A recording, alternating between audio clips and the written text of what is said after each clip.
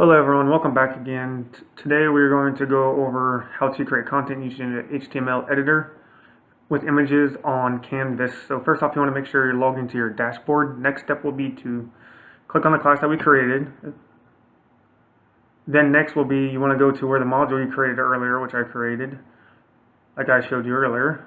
Next step, you'll go to click on the plus sign, or then you'll go down to page. We're going to give this page a page name of Canvas Workshop. Create page, then add item. Then to this one, we're going to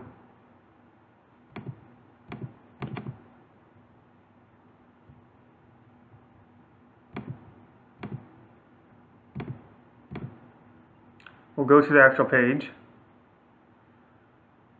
We'll go to edit. Then we'll go to attach item, upload image. Okay.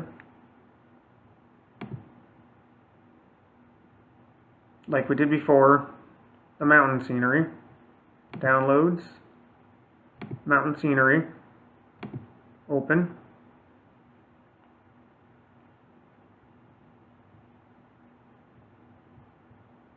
So next will be, here's the URL we put in, and submit.